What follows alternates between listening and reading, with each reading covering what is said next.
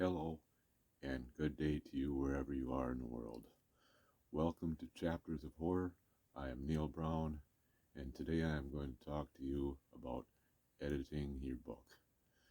Is editing something that you enjoy, or is it something that you dread as something that's really difficult and you have a hard time conveying your thoughts?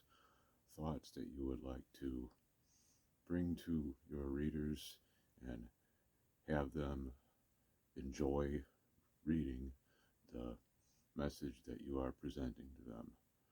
Well, first of all, in order to edit something thoroughly and make it sound good, something that the reader will enjoy, you need to enjoy editing.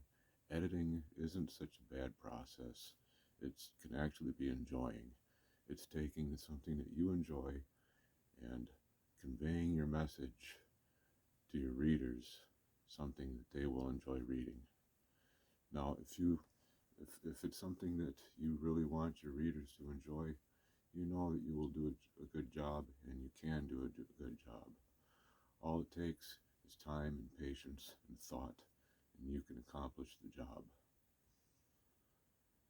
I hope that you enjoyed today's talk, a little motivation, but just give it some practice, stick with it, and I know you will get it.